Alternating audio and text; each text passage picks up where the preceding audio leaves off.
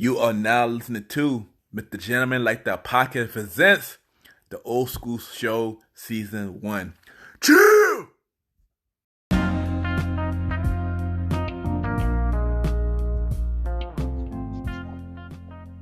Yes, welcome back, everybody. Welcome back. And y'all already know what it is. This is the Old School Show. We are back, but we on a different day because the schedule was bad. So we have 2 episodes of the Old School Show in February. You know, Black History Month. So you already know this episode is a 2-part episode.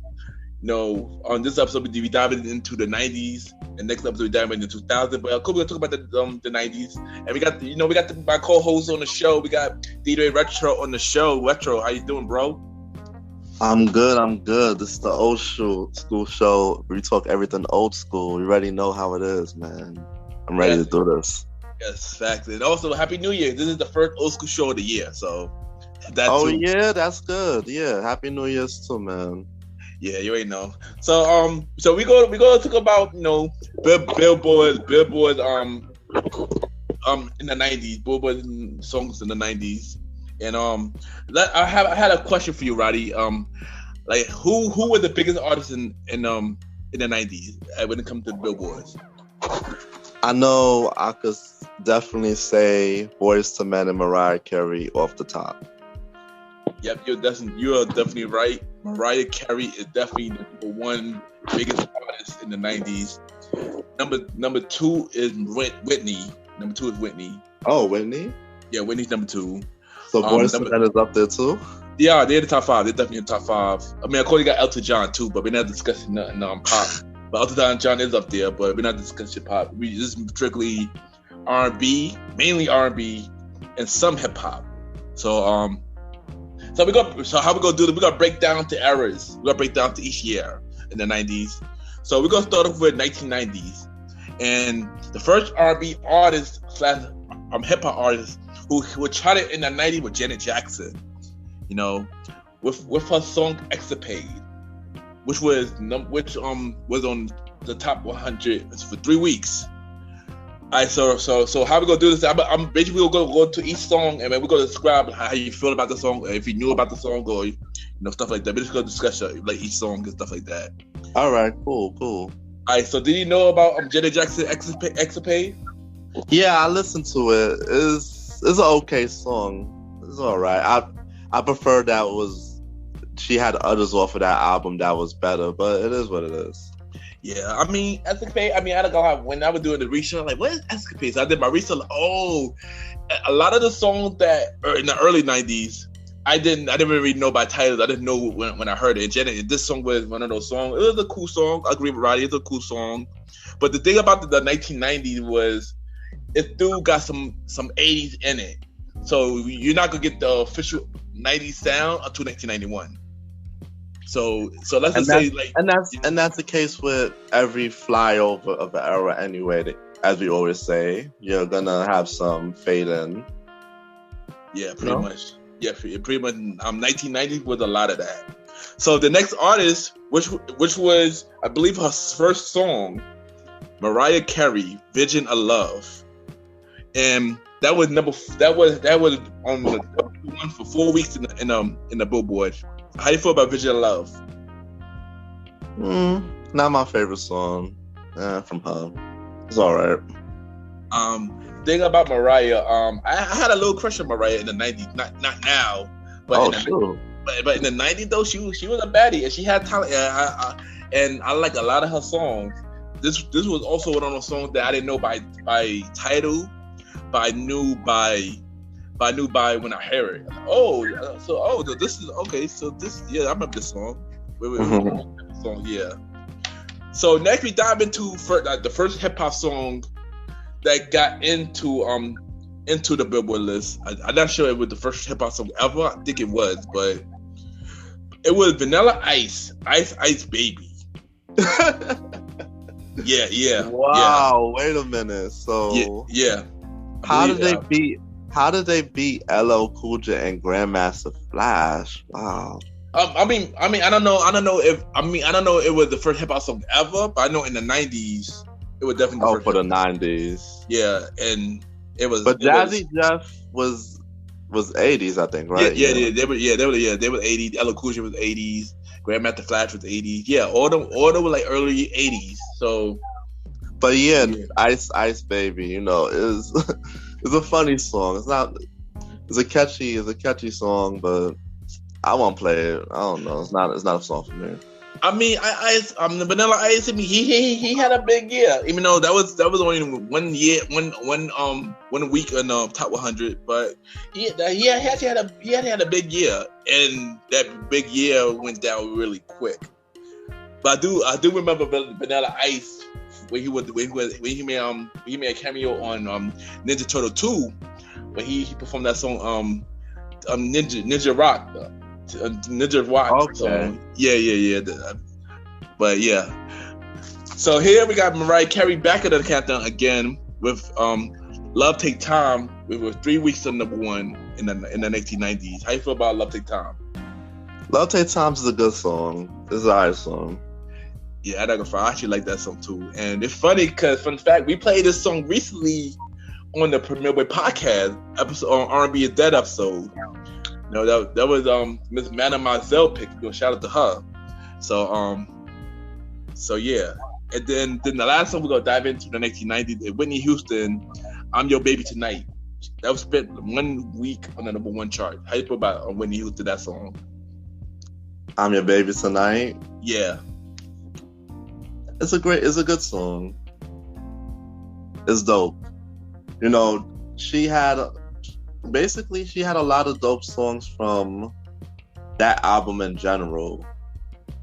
Yeah, that's true. And you know, when he came out in the 80s, so I think this will start become her breakout. Yeah, we're gonna get to more Whitney soon, but so that's it for the 1990. Let's go to the 1991. This is where music really started to change. And we got the first R&B song, the first actual R&B song, which is High Five. I like the way. Spent 1 week on the Billboard chart. How you feel about I like the way? I like the way. The Kissing Game, basically. It's cool. It's a nice song. Yeah, I know. I mean, of course, I love this song, man. You already know. Like I said, I mentioned this on. I forgot what episode I mentioned this on. That Usher sampled the song recently on Don't Waste Your Time with Ella May. Yeah, you put me onto that. I remember that. Oh yeah. And thing about it, funny because you know when I was diving through the list, I did not know this song was on the top 100. I was shocked actually when I heard the song was on the top 100. I was like, oh wow, like, dope. Yeah, right. That was a shocker for me too, yo. Yeah, and trust me, it's a lot more shockers when we dive into this list. So next is here comes the Queen of the 90s, Mariah Carey, once again with "I Don't Want to Cry." Spent 2 weeks in the Billboard charts. How you feel about "I Don't Want to Cry"? Not my favorite song. I'm not a big fan of that one. I'm not even gonna lie, I did not know about this song until I did my research recently. I still don't know about this song. This is probably the only song that I heard from Mariah in the 90s that I did not know about. So yeah. So the next song is Whitney Houston, "All the Man That I Need." Spent 2 weeks in the Billboard charts. And how you feel about this song from Whitney? It's a good song. It's a nice song too. Whitney definitely has some bangers, man. You can't deny that lady. I agree. Even though this wasn't my favorite Whitney song. I'm a big fan of Whitney, but this wasn't my favorite Whitney song though. Mm-hmm. And here comes the last artist from the 1991, which was the biggest artist for that year. Michael Jackson, "Black or White." 7 weeks in the Billboard charts for that year. How you feel about "Black or White"? It's an okay song. It's a dope song. I like "Black and White." I listen to it. It's kind of good. It's really popish to me. Yeah. This was the Dangerous album, and you know Teddy Riley. I don't think Teddy Riley did this song though. I know he did Dangerous and he did Remember the Time. I'm shocked Remember the Time didn't chart. I was shocked about that, but Black and White wasn't my favorite song from Michael. I like it, but it wasn't my favorite song from Michael though. I mean, I like not the a video. first choice for Michael. For me, it's Yeah, not a first choice. Like yeah, if somebody exactly. asked me to play a Michael song right now, I wouldn't say Black and White first. Me either. And that's a fact. But the video, but I like the video. The video was dope though. But I just didn't like the song like that. It just wasn't my favorite. So that's it for 1991. Now we're gonna get to 1992. And the first song for 1992 I wasn't surprised by it, but I'm pretty sure when the song first got on the in the scene, everybody was shocked at how good the song did. Vanessa Williams saved the best for last, which spent 5 weeks on the Billboard charts. How you feel about that song? I like it. I've even had the CD for that in my house. It's a nice song. That song is definitely a classic. I like that song as well. Vanessa Williams is a beautiful woman. You know, she did a lot of stuff. She was doing pageants. I think before she doing music, she was doing pageants. Then after that, of course, she went to acting. You know, with Soul Food and many other roles after that. You know, she was doing big things in the 90s. I'm not gonna lie. So the next song, we got another hip hop group on the countdown. We got Chris Cross, Jump, spent 8 weeks on the Billboard charts. How you feel? Really? Yeah, 8 weeks. Yeah, 8 weeks. 8 weeks. Oh my gosh. Yeah. And y'all know I believe Jermaine Dupri discovered them, right? If I could remember. Yeah, Jermaine Dupri. Yeah. Yeah. How you feel about Jump? Not a big fan of Jump, to be honest. If I hear it, I hear it, but I won't use it as a personal pick. Yeah, I agree. I agree. I mean, I like it. Jump is like how I feel about MC Hammer. Hammer Time. You know, if I listen to it when I listen to it, but not a first choice. Yeah. And now we got you know, these guys, man. These guys, one of the biggest groups of the 90s. Let me change that. They are the biggest groups in the 90s. Boyz II Men, with their first number one hit, End of the Road, spent 13 weeks at number one. 13 weeks. And we spoke about Boyz II Men on episode 2 of the Old School Show. But you know how you feel about End of the Road? Great song. Song I definitely could play from beginning to end if it comes on, no matter what. Song that gets you into your feelings. You just have to. You feel it, you know. Yeah. Things about Boyz II Men songs is so genuinely good. You have no choice when it plays to enjoy it and feel it, you know. I agree, yo. But End of the Road was an amazing song. I always, you know, I'm a Boyz II Men fan, man, and I always loved the song. And fun fact, we did the song for karaoke one year. We did End of the Road for karaoke one year. It was a fun experience. And but we got that night. Yeah, my bad. So, but we'll dive into Boyz II Men a little bit more because they did a record breaking thing. But we're gonna get to that when we get to that. So next we got another top charting song, which was I believe Whitney's longest charting song. Whitney Houston, I Will Always Love You. Spent 14 weeks at number one. They dethroned End of the Road. How you feel about I Will Always Love You? Great song, man. That song, man, put you in your feelings too. And it's like crazy because when she passed and they started repaying her stuff, I ended up realizing that song was a cover of the Dolly Parton one. Yeah, I know, right? And no offense to Dolly Parton, but she killed that song better than her. I agree. To be honest, y'all, I would never know that Dolly Parton made that song because the way Whitney sang that song, she made it like it was her own. So, and it's like a lot of times when a song is done good by the new artist, you just tend to forget if it was sampled. You don't even care. Exactly, and that was and I always love you. Examples. Yes, exactly. It definitely was. And Whitney, she killed the song. This is definitely one of my favorite Whitney songs.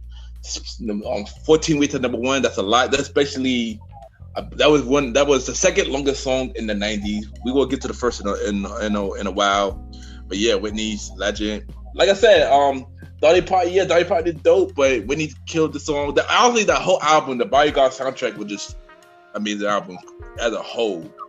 A classic piece of work, man. You already know. And they said they wanted to redo the Bodyguard movie with somebody like Cardi or somebody. I'm like, what's wrong? Oh god, that's disrespectful. That's disrespectful to Whitney's career. If they do that as put Cardi, y'all already know how I feel about Cardi. Though. Exactly, y'all already know how I feel about Cardi. I think it was a joke, but who knows? Oh god. I mean, we're not gonna get to that. Post these things online. Sometimes it's a joke. Sometimes it's real. Yeah, true. But y'all already know how I feel about Cardi. But it's the old school show. She don't even matter in this. She not even. It was just that came into my mind when I. Yeah, I know. I know. That girl was literally just born when this movie's out, man. Like delivery. Literally, but the last artist we're gonna talk about is Mariah Carey. "I Be There," which is a Michael Jackson sample cover. Michael Jackson cover. When he went into Jackson 5, it's been 2 weeks at number one. How you feel about "I Be There"? How about you? It's okay. To me, it doesn't do justice to the original. It's just okay. Yeah, I agree. I agree. I didn't like this.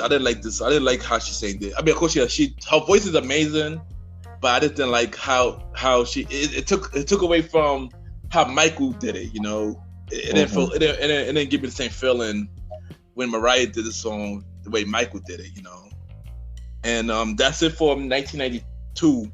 So that time into 1993, this first song for 1993, I was actually shocked about the song, and we spoke about this during episode 2 when it came to the groups and the sex era, when our R&B groups started to get the sex era. Let's talk about Silk, "Freak Me." Spent two weeks at number one. How you feel about that?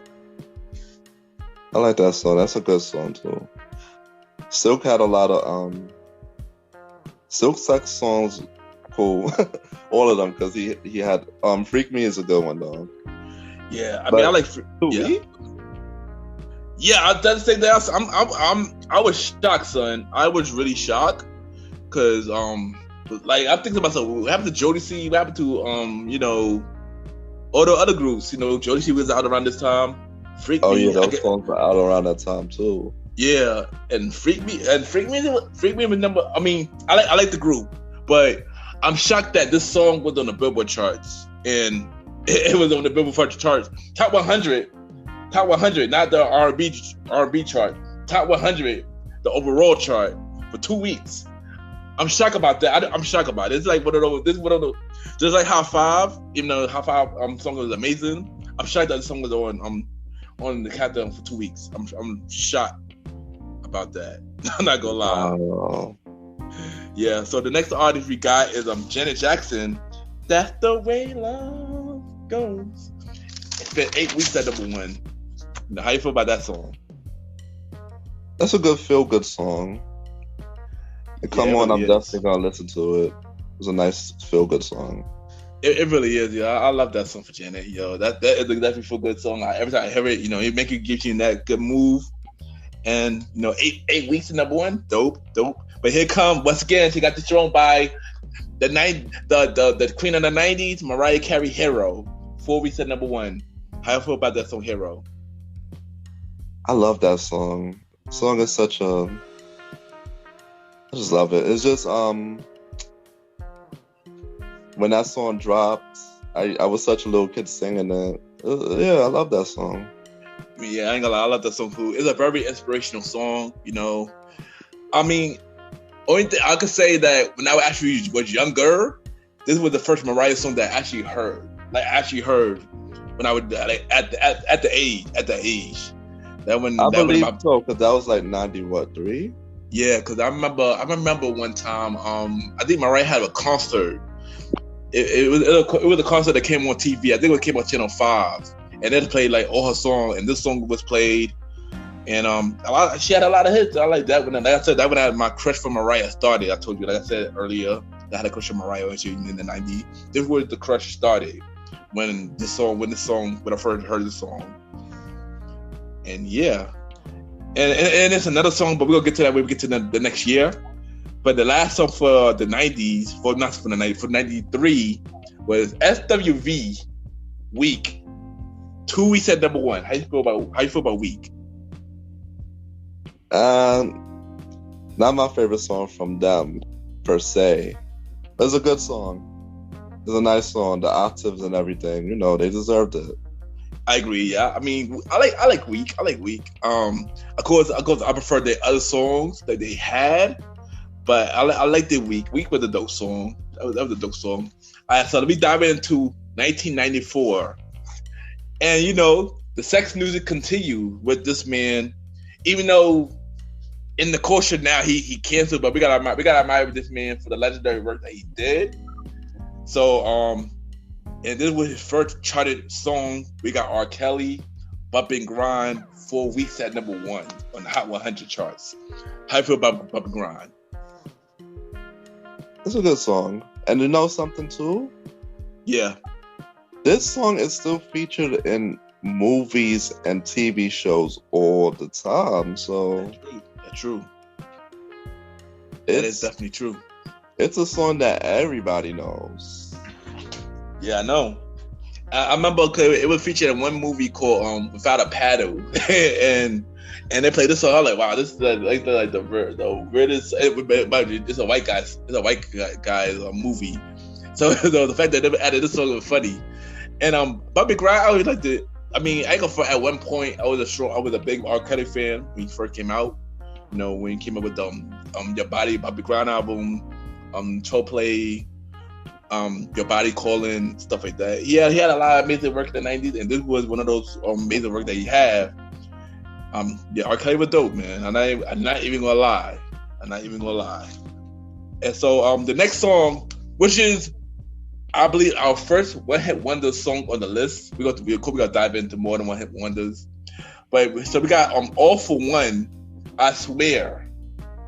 This song spent 11 weeks at number 1 on the top 100 charts. Yeah, yo, you know something? Yeah. I got the CD and I didn't even know that this song was so huge at the time. Me either. I had that CD in my house and I'm just like, wow, All for One, I Swear. And because we were young, so we didn't know. I didn't even know this song was huge. Me either. I'm to be honest, I did not know this song was huge until Jern started playing it like a couple years ago. And Jern already played it when he did his DJ set. And I heard the song before, but I didn't think the song was a big deal. And then when I was doing my research to get the notes together for this episode, it said 11 movies at number 1. I'm like, dang, I did not know it was on the calendar for that long. Jeez. But this is a well-known song that everybody should know too. Wow. Yeah, and but it is a one-hit wonder. We're going to get into a little later, but it definitely is a one-hit wonder. Actually, it's a great song though. It is a great song. It is a great song. It's an amazing song. It deserved it. Yeah, it's an amazing song. But now we got the but of course they got destroyed by the biggest group in the '90s, Boyz II Men, with "I Make Love to You." Woo! Which spent 14 weeks at number 1. That was 14? 14 weeks, yes. Sheesh. Yeah. So let me get this straight, bro. Yeah. If you was around listening to the radio in 1994, you was just listening to Nasty and Notorious B.I.G. stuff? Well, B.I.G. didn't come out yet. He probably came out, but he probably didn't have no. He was out, I think. He was out. Well, I think he probably was just coming out now. I think he was just coming out now, I believe. But yeah, that's true though. It's a lot. You think about a lot of sex music in the '90s. Now I'm saying if you had on the radio at that year, that's probably all you was hearing. For us, except for whatever Boyz II Men were bringing out, because they were bringing that about Pearl Love Song, man. amazing love song that that girls love. And because when you think about Billboard, it cross-sends into not just to radio station, it cross-sends into all the radio stations. Yeah, exactly. Yeah, all radio station, urban and pop. And you already know in the Billboard chart, meaning your music is not going to be playing on urban radio, it also be playing on pop radio too. So and all over the country, not just all over the country. Yeah, exactly. Not nationwide, all over the country, exactly. And wow, yeah. So these people were listening to sex songs all that year. Basically. But of course, Boyz II Men changed that climax. I Make Love to You. Even though, it's through sex. Yeah, it's a sexual song. It's more love making. Like, it's two different modes of, you got sex and you got love making. And I like Make Love to You. It's basically a love making song. But this is where Boyz II Men made history, Oh, really? Yes. Boyz II Men, they dethroned themselves. They dethroned themselves. They was number one, but then the next song after that went number one right after that, which was On Bended Knees. Oh. Yeah, which spent 6 weeks at number one. So in total, both songs together, that's like 20 weeks at 20-something weeks at number one altogether. Wow. We put those songs together. Yeah, we are now just Boyz II Men though. They do a lot of major work, man. And then, so if you was driving in the car that year, you was listening to Boyz II Men that year, all that year. It's basically, you pretty much really was like, Boyz II Men were killing it. The album that they came out with that year, they're killing it. I'm pretty sure they do play it End of the Road as well. And of course. Oh yeah, of course the radios would do that, right? Yeah, they got, but of course for the amazing guy, we gotta thank Mike Bibbs for New Edition for bringing in the guys out. Sometimes I wonder, what if Boyz II Men actually was like longevity 2000, 2010, like they still was able to make it last that long. We already spoke about Boyz II Men on the episode 2, and they like I said, they do it making music. Even to this day, they're making music.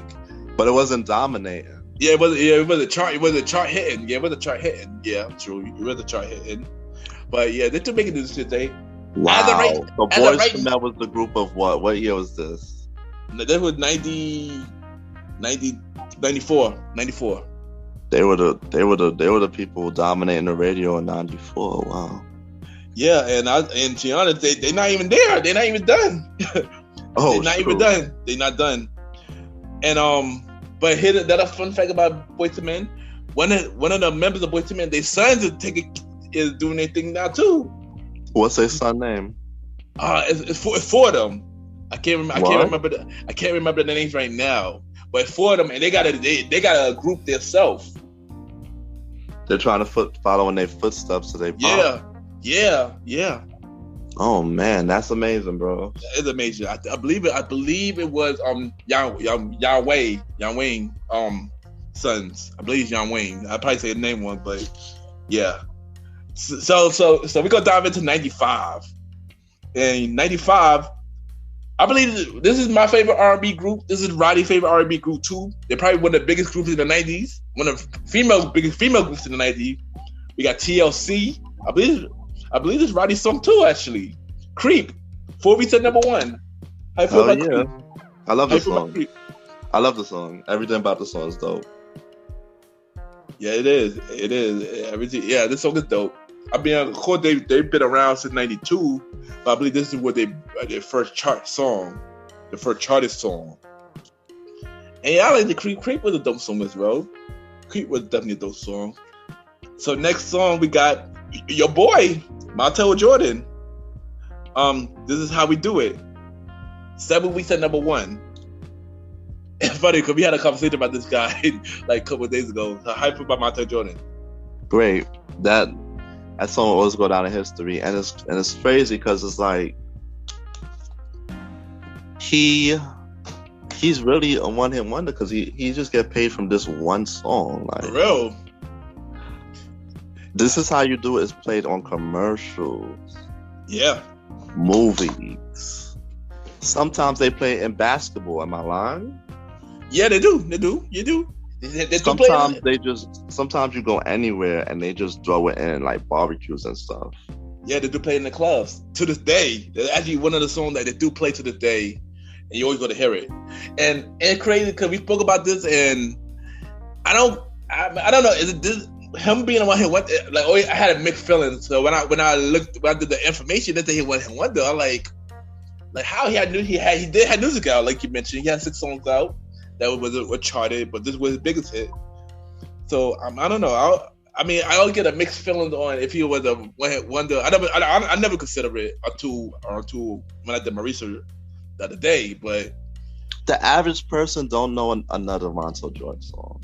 That's true, yeah. They can't name another Montel Jordan song off the top of their head. I can't, not off the top for me. But it went on song that I gotta hear it, and then Montel Jordan. Maybe honorable mention is Get It On Tonight because it was in the Save the Last Band. Oh yes, Sepia, Get On Tonight, yeah. And so the next song, it is a dope song, and I have to play it to this day myself, so it is a dope song. Alright, so next artist we got Sil, Kiss on the Rose. One week at #1. How you feel about that song? Beautiful. I just wish it was more than 1 week. I agree. Yeah. So, man, that's amazing song though. I'm not gonna lie. Maybe at the time it slid to stayed in the top 10, but I mean, come on, it was on Batman Forever soundtrack. It should have been more weeks. I believe it should have been more weeks. It should have been more weeks. The song was amazing. Oh, I do got a fun fact about Sil. One time on my IG, he looked at my stories. I was like, what? Yeah, I was like, wow. I was shocked because it was mad random. I was looking through my stories that I see Sil, like, what the heezy? I thought this is when you was promoting or what? Yeah, I think it had to be when I was promoting. I think when I first launched MrGentleman, like the podcast, like a first launched it, I believe it probably a couple months later, I think. But so still, if you're a fan, just hit this man up so he can get you on. Definitely, yeah. And yo, I love Kiss on the Rose, man. Definitely, that'd be dope. And he was recently on The Masked Singer. I believe it was season 2. He was actually close to the fight. He was actually close to winning the whole thing. That's the crazy thing about it. Yeah, he was definitely close to winning the whole thing. All right, so next song. This Michael Jackson song is a sleeper with me. I actually love this song. You Are Not Alone. 1 week at #1. How you feel about You Are Not Alone? I like it. It's a real good song. Yeah, I like it as well. Dope song. One of my favorite Michael. Like I said, it's a sleeper for Michael. And you already know R. Kelly wrote the song. This is a Michael song. You're Not Alone. R. Kelly wrote the song. Right. Yeah. And then it's crazy. Side note that on the documentary they said that this song was actually dedicated to one of them. But yeah. One of the girls. But yeah. Oh wow. Wow, crazy. but to get on a positive note, the next song, the Queen of the 90s, once again got back on the charts. Wow. Which she the Queen of the 90s, man. She really is the Queen of the 90s, and she's not even done because she got 2 songs on this year. So one of the songs is Fantasy. Sweet. Yeah. 8 weeks at #1. How you feel about the song? I could say that's well deserved. I love the song. Hear It Anytime is dope. I love the version more with ODB. Yeah, I agree. Yeah, definitely. That's another song that get played everywhere. You know, that's another song that to the day get played everywhere. I do like the song, like the ODB version. You know, recipe the ODB. Yeah, this song is dope. 8 weeks, deserving. Yeah. So next we got Whitney Houston XL. Shoot. Spent 1 week at #1. How you feel about this song? It wasn't my favorite Whitney song. It wasn't either, but shout out to Babyface because he did wrote the song. So shout out to Babyface. This was part of the thing soundtrack, right? Yeah. Wait, XL. Yeah, definitely. Side note, soundtracks, in the 90s, like basically Woo! you could play a soundtrack from these movies from front to end. Yeah, definitely, yo. And they put in their hard work into these soundtracks. Yeah, soundtrack would yes. You would think that these soundtracks are whole albums for somebody, like. I agree. But it was just a variety of good music, and the whole thing you could play. It was. Soundtrack was dope in the 90s. Especially this soundtrack was dope though, but this wasn't my favorite Whitney song either. But I like the song. But yeah, soundtrack was really dope in the 90s. But sadly, Whitney, she could have had her moment to shine because the Queen of the 90s. Oh boy, took the throne again. But this time she got some help this time though. She got my boys on the song, which was Boy to Men, One Sweet Day. Oh, okay. One of this basically much the highest, was the longest song in the 90s. 16 weeks at number one in the 90s. It was the longest song for this year. How you feel about 16 weeks? 16, yes. So you ain't know. I'm pretty sure Mariah was like, I gotta get these boys to men because they're the biggest groups. I'm the queen of the 90s. Let's come together and make an amazing song. And One Sweet Day was an amazing song. How you feel about One Sweet Day? Great song. It's an amazing song, man. Like, it's an amazing song. 16 weeks at number one, well deserved. And I love this song. And yeah. So that's I'm pretty sure she ended the year with the song. She ended the year with the song just to get herself back on the countdown again, because we're to 96 and she's doing the countdown with Always Be My Baby for 2 weeks at number one. Mariah, man, this lady, man. How you feel about Mariah? How you feel about Always Be My Baby? I love that song. That's a great song. I love that song too, man. Mariah. She had hits. She was the queen of the 90s, and she let it be known that she was the queen of the 90s. Like every song that she had charted. And then in the 2000s she had a couple of hits all over too. But we'll get into that later. Oh yeah, we go. Yeah, but we're gonna get to the 2000 in part two because Mariah, she was the comeback queen of 2000. But we're gonna get to that when we get to a part two in the next episode. So we're in 96. And it was two artists in history. I don't know sure in history, but I know there were two artists in the 90s. They had two songs that went to number one at the same time. Two songs that went to number one at the same time. I don't know how this is possible, but so if we go first, the first artist was Toni Braxton. She had two songs at number one at the same time. You're Making Me High. Yeah, You're Making Me High and Let It Flow. Both was number one week of the countdown. How you feel about those two songs? To be honest, these are my favorite from Toni. You're Making Me High sounds okay, but it's not my preferred to go to for Toni Braxton.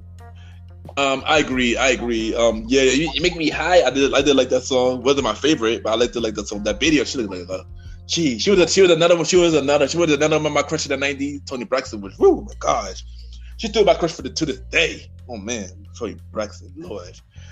And that video alone, she was really like, wow. Yeah. And Let Us Flow, wasn't my favorite Toni Braxton song, but I liked it.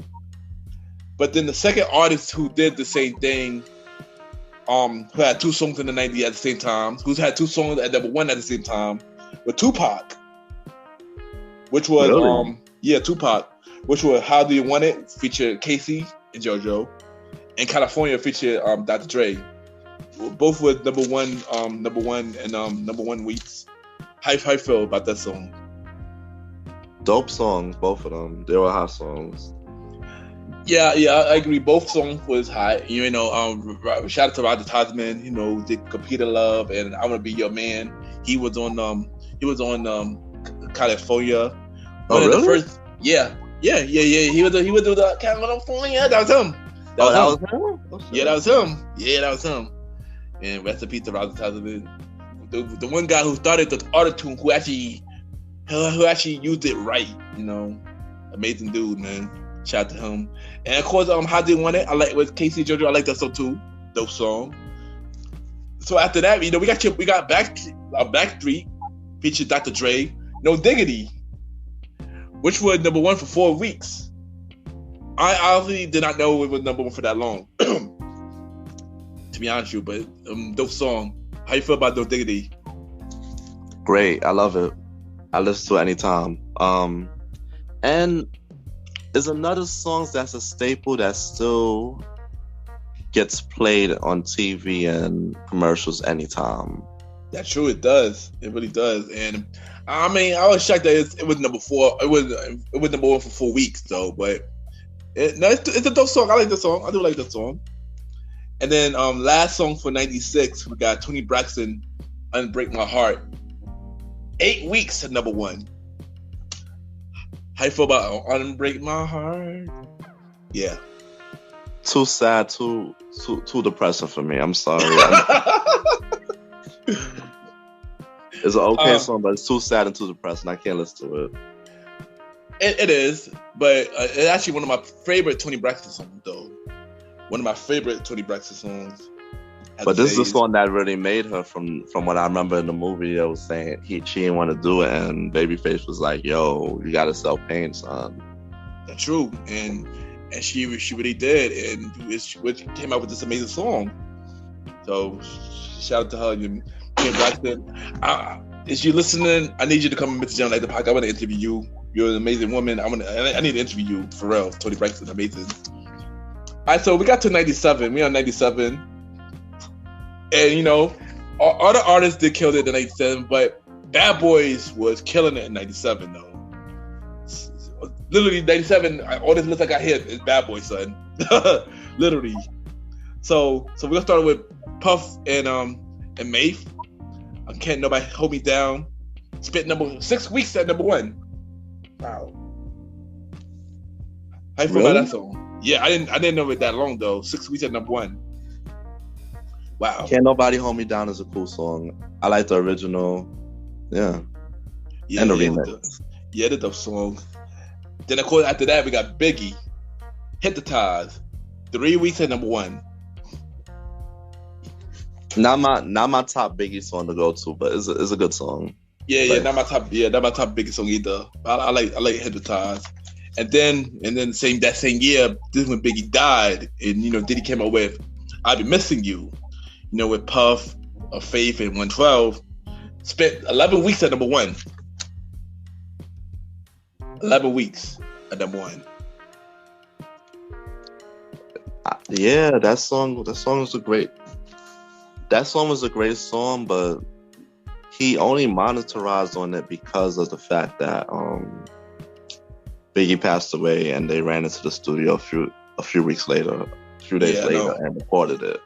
Yeah, no. So it was basically a gain and a loss. Yeah.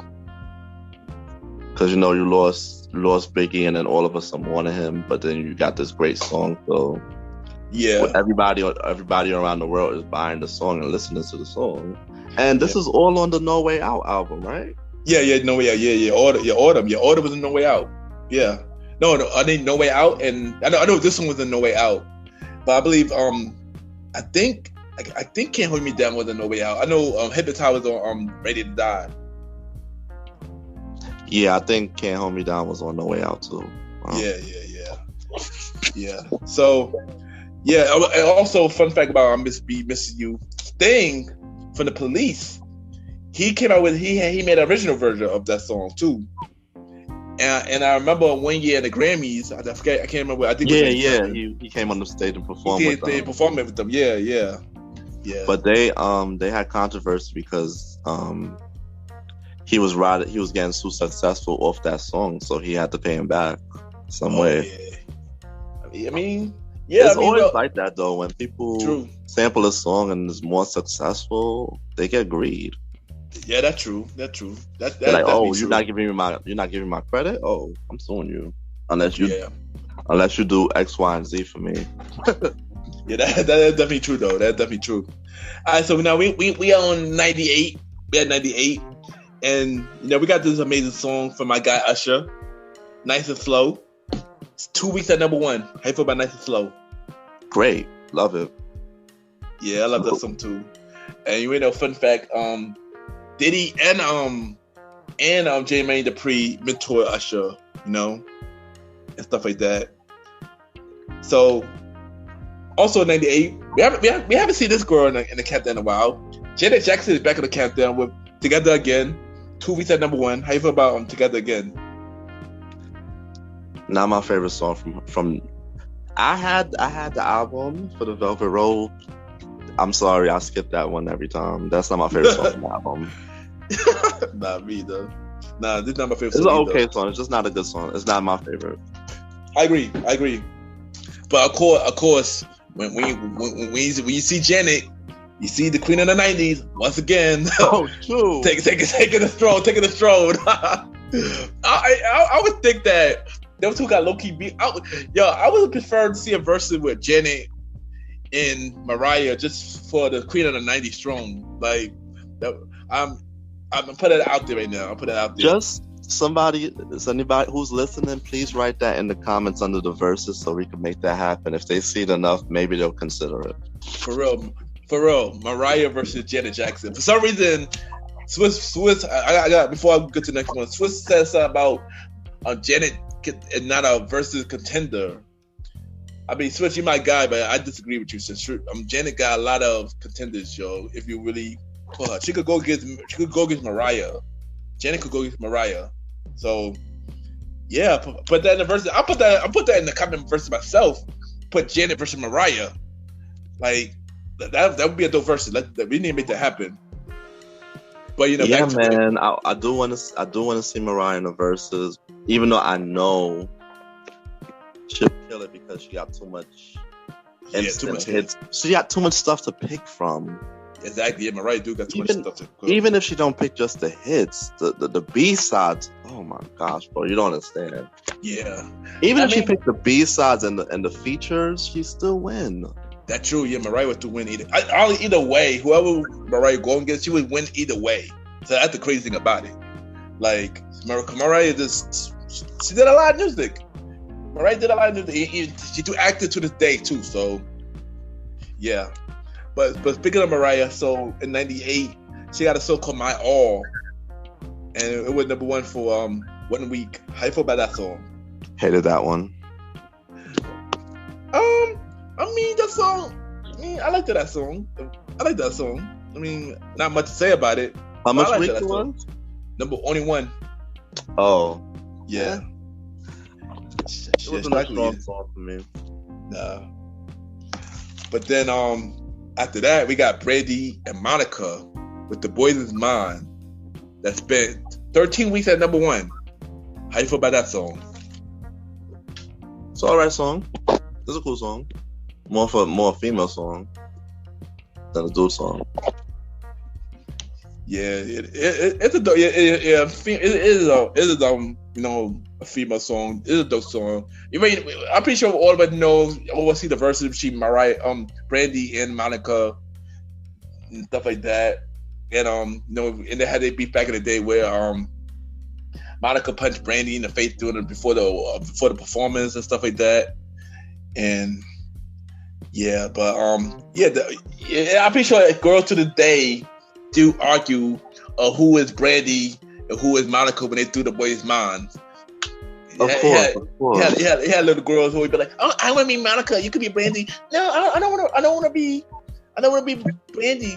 Yeah, it's been like that. Yeah, it's always been like that though. But Monica continued with my first night. Spent 5 weeks at number 1. Monica was killing it too. She thrown herself and took them on the spot. How you feel about that song on the first night? My first night, I like that song. I ain't gonna lie. I like that song too. I'm surprised that it was a Billboard hit though. I didn't even know. Yeah. Don't get me wrong. Monica had a lot of songs on that particular album. Yeah, that was more deserving to be Billboard notoriety. I agree. Yeah, I was talking about this song was number 1 as well. But I like this is one song from Monica I definitely always liked though. Always liked this song. If you hear it come on your playlist, you're not gonna change it. Yeah, exactly. And also that beat is fire. I believe, if I'm not mistaken, I believe Timbaland made this beat. I think Tim made this beat. I believe he made this beat, but this beat was fire. I had the boys. I heard her album. I had her album, The Boy Is Mine. She had a couple. Whoever produced, those producers were great. Like some of the, like sometimes whoever you get behind in art and music is always gonna bring you up too. So and the features. Yeah, pretty much. But yeah, Monica did her thing. I ain't gonna lie. She did. Yeah, that song was amazing. I like that song. So next we got it's crazy how this person is a legend with just one album, and yeah, we got Lauryn Hill, Doo Wop. That Thing was spent number 2 weeks to number 1. Also, a Grammy winning album too. How you feel about That Thing? That Thing. I love That Thing. I played That Thing anytime I could. Yeah, me too. And I mean, I don't know how do you feel if Lauryn Hill came up with an album now? Would you tune in? Yeah, but I don't know. It's like she haven't had the same flair, the same zest, the same success since that first album. For real, she been living off that first album for a very long time, and even though now, yeah. I was going to say that the singles alone are getting, all of them are getting sampled. All the singles that she had. For real, yeah, that's true. And even though she out now, she was on Tiana Taylor song, she was on Pusha T song, she was on Kanye song. She do her thing to this day. So I'm happy to see her back. But I do want to see another Lauryn Hill project though. I'm curious to see another Lauryn Hill project. So if it's done right. Exactly, if it's done right, exactly.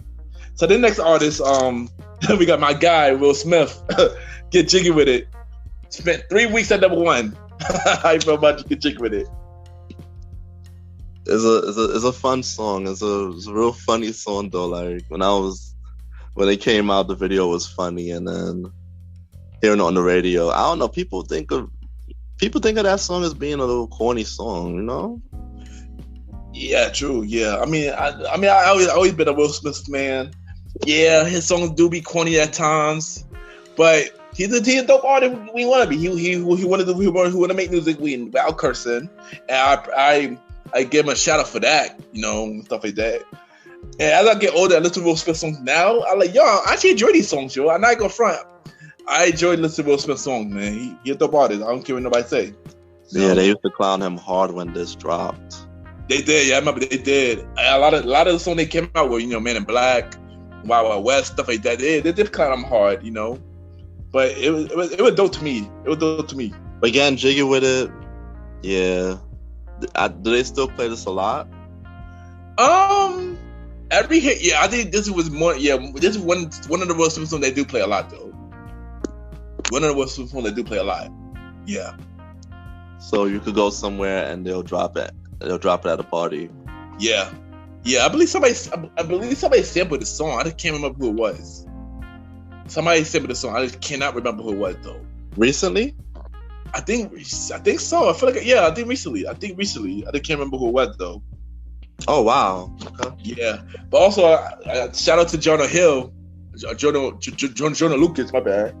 He made a song. Yeah, he a rapper. He made a song about Will Smith. Like pay homage to Will Smith. You know.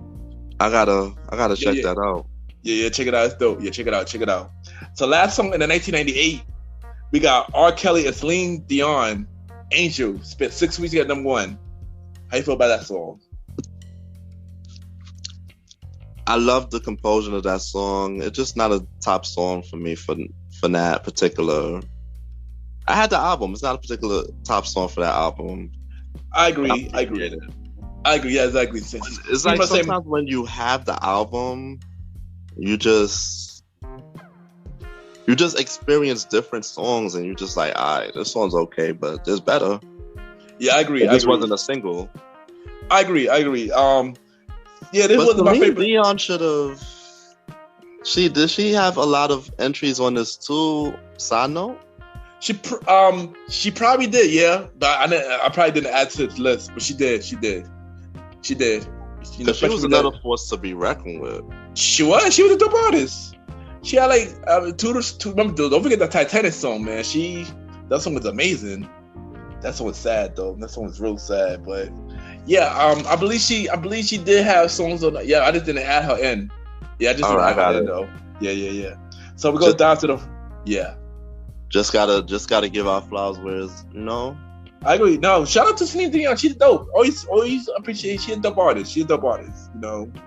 So for her and R. Kelly to do that together, superpower. It is. And R. Kelly. You know what I noticed? Yeah. What up?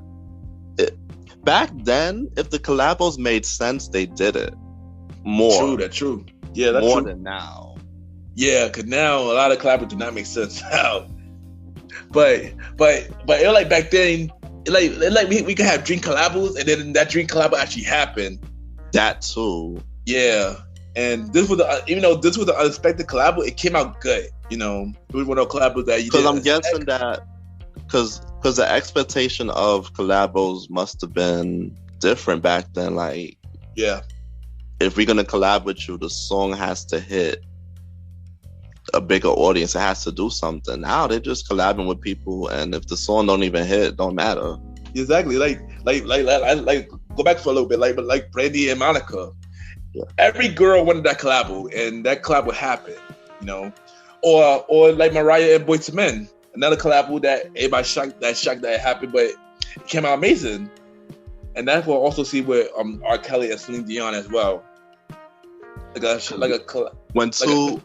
When two artists are at their top pillar, it made sense at that time to make them collaborate. I agree, it did, and that's definitely one of them. Nowadays, people do collabos just to bring the new artists up. Pretty much, yeah, pretty much. That's majority of the time the case these days. Yeah, agree.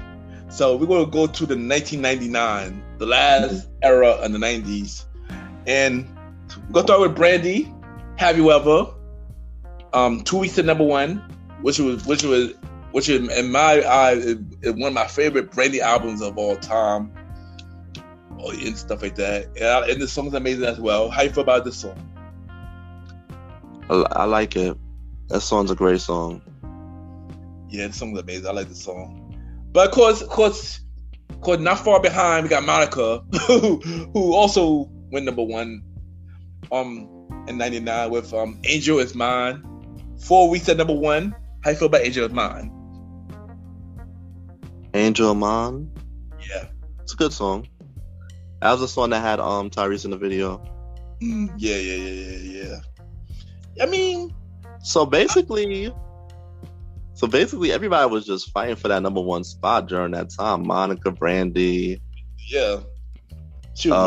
Mariah versus Mariah versus Janet. Mariah versus anybody who was at number one for too long too. Basically, they're like, "Oh, you number one for this much weeks? Alright, my next record." Exactly. But next we got TLC, with No Scrubs. 4 weeks at number one. I'm pretty sure we know how we feel about this song, son. I'm pretty sure. Yeah, we already said the last episode. Yeah, I don't want to get to it. Yeah, we already know how we feel about this song. But then next is Will Smith featured Drew Hill with the Wild Wild West. Number one for 1 week at number one. How you feel about that? I'm surprised this song was number one. I'm a little shocked too, but this song was a dope song though. I didn't like the movie for Wild Wild West, but I like the song though. This song was dope. And also, fun fact, Stevie Wonder, there was a sample for Stevie Wonder song. Stevie Wonder made the song a long time ago. I can't remember the song name, but Stevie Wonder made the Stevie Wonder. There was a Stevie Wonder sample. The Wild Wild West. It's not my favorite. It's not my favorite song, but it's whatever. If it plays, I'll listen to it. Yeah, even though Cisco killed it on the chorus though. He killed it. Yeah, he killed it on the chorus though. Then we got with TLC back on the countdown again with Unpretty. 3 weeks at number one. How you feel about Unpretty? It's a good song. It's a dope song. Yeah. I actually liked the song, and I liked the Unpretty. I liked it when they did the radio version. They remixed it. They had the I think it was I forgot what the background they did, but I like the Unpretty. It was a pretty deep song as well, and you know, I'm glad POC brought. It's because I mix it sometimes. It's that guy Dennis Williams or what is his name? Oh, Dennis. Oh, Fun Sensation. Dennis Don't Williams. hold me back. I like that. Oh yeah. I know. Oh, yeah. Dun, dun, dun, dun, dun, dun, dun, dun, dun. Yeah. I like the and the message and the thing about the message of that song was deep too. You know, for girls around the world, they needed that type of message, and I'm glad TLC brought out that message for them. And last song. Oh yeah, last song in the 1990s. Of course, why should we be surprised? It's Mariah Carey. Mariah Carey, once again, she will feature Jay-Z with Honey. Spent 2 weeks at number one. How you feel about Honey? I didn't like Honey. I listened to it just because Jay-Z was on it. Yeah, I mean, my bad, Heartbreaker. I mean, Heartbreaker. Oh, Heartbreaker? Yeah, Heartbreaker. Yeah, it was Heartbreaker. I didn't like that song like that. I just listened to it because Jay-Z was on it. Yeah, agree. Same here. Agree. All right, so right now before we go, we do a segment game, and the segment game is one hit wonders. Like, so how we gonna do this is like I'm gonna name a one hit wonder title, and I'm gonna say, do you feel that this artist deserves another hit, or they should just stay at a one hit wonder? Are you ready? Yeah, I'm ready. Let's do this. All right. So the first song we got my guy Mark Ronson, "Return on the Mac." First, I'm gonna say, do you like the song first? And also, do you feel like the song did he deserve another hit, or you wish he was throughout and stuff like that? Yes, I like the song. He deserved another hit, but has he been out for that? Has he been out after that? Yeah, I mean, not in the U.S. He haven't. He been out in overseas. Oh. Yeah. He known, because of course it's some artists that known overseas, but they're not known in the U.S. So in the U.S. he went hit wonder. And that's the thing, when sometimes the person bring out a ton of music overseas, but we only get to hear that one song. Yeah, pretty much. And even I love Return on the Mac. That was our anthem when we went to AC. I love that song, you know. And fun fact about Mark Ronson, recently, G-Eazy and Chris Brown came out with a song with the Mark Ronson sample. But on top of that, Mark Ronson was on the hook. Oh. He revives his verse for the song on the hook. And I was like, wow. You gotta send me the link for that. I literally just heard it today, son. So, yeah. Just send me that later. I got you, son. Yeah. But yeah, I wish he did came up with another hit. I actually like him. Dope guy. The next artist is Dean Howard, Freak Like Me. Freak Like Me. How you feel about that? How you feel about this song? It's a cool, fun song. It's a nice funky song. The beat is cool. I wonder if she ever came out with other stuff. As for me, the song was okay to me. I wasn't care. I didn't really care for the song. Of course, I hear it a lot because they play it in the club though. I do not know if she came with another hit. I'm not 100% sure on that. But yeah, next artist is Sparkle. Be Careful. I love that song. I mean, it was an okay song for me. We pretty much know what happened with her. We don't have to really dive into what happened with her. But we already know. If you saw on the R. Kelly documentary, yeah, you should already know what happened to her. You know. So it's not possible for her to bring out more music.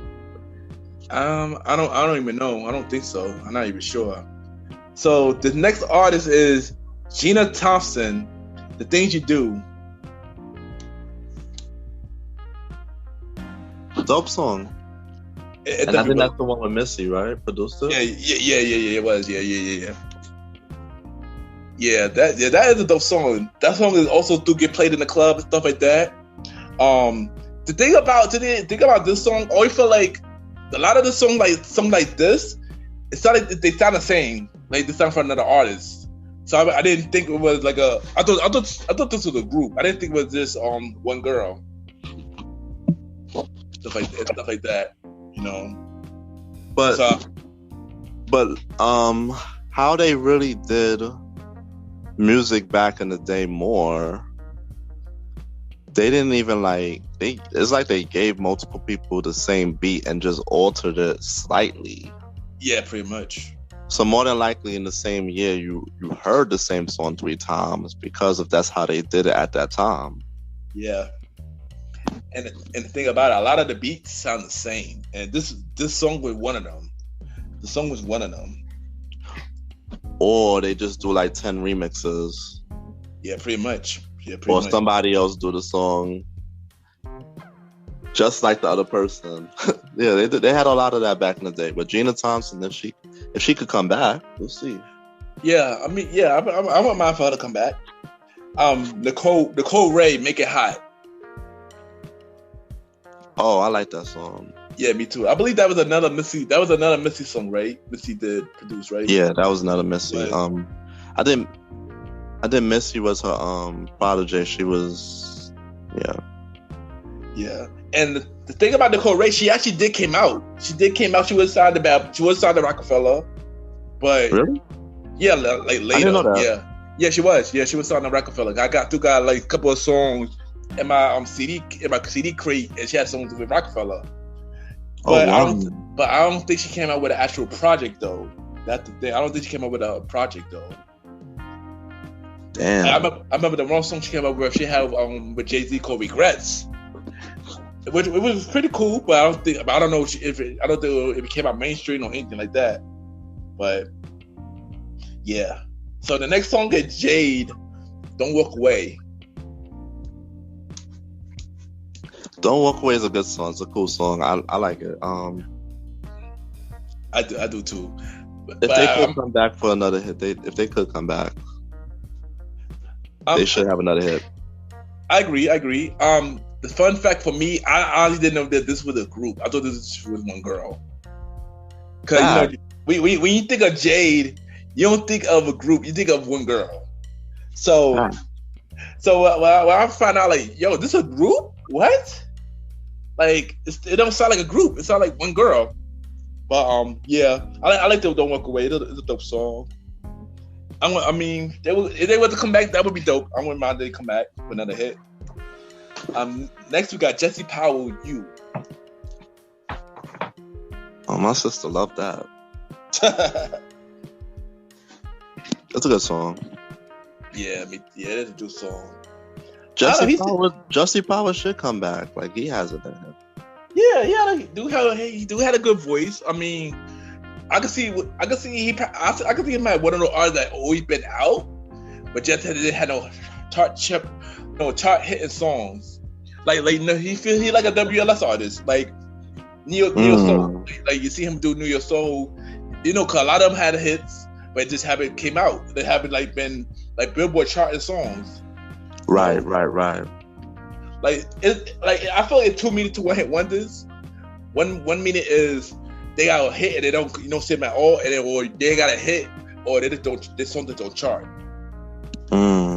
That's how I look at it when I hear. But the record labels look at that real hard and scrutinize on that really hard. Like, yeah, basically. You gotta sell at least moderate your second song or. Yeah, pretty much. The next song to stay on. But yeah. Yeah. And next we got Shanice, "I Love Your Smile." I Love Your Smile. Yeah. It's a nice song. I like hearing them every now and then. It's a feel-good song.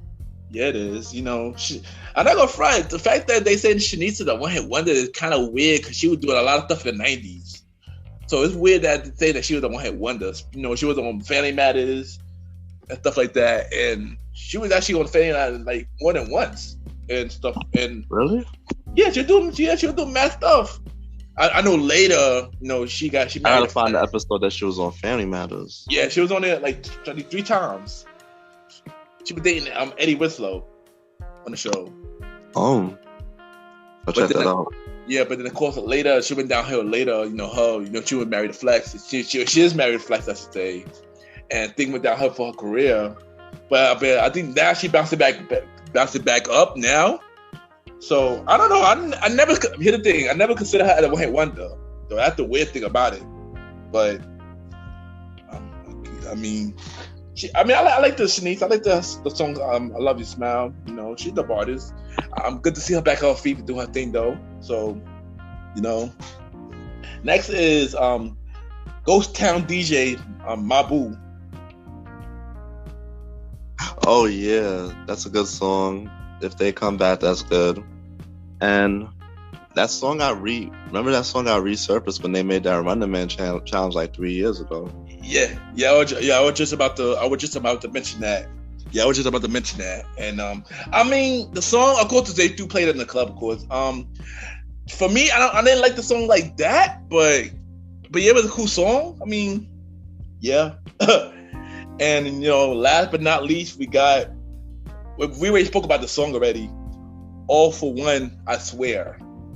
We already spoke about how we felt about that song. As soon as I made the song.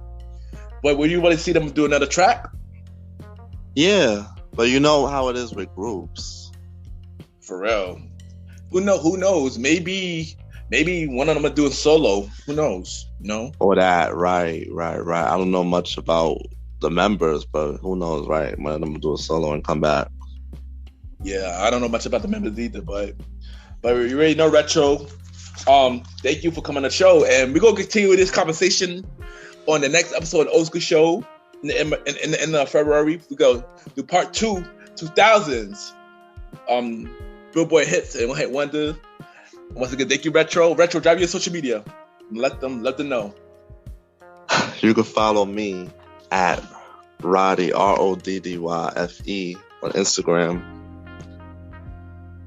Over and out. Okay, nice. Also, check out Roddy's interview on King Talk with Aaron Sand. You know, the bro from who won 4th of the Premier podcast. He had a new podcast show called King Talk with Aaron Sand. Retro is on the latest episode, the first episode. You know, with discussing what happened with the Premier podcast finale and stuff like that. So check it out. Check him out. This boy about to do amazing things, man.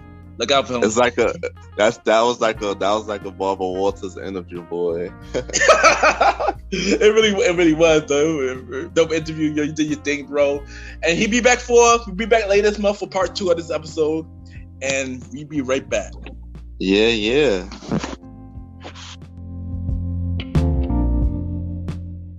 You are now listening to Mr. Gentleman Lifestyle Podcast Season 4.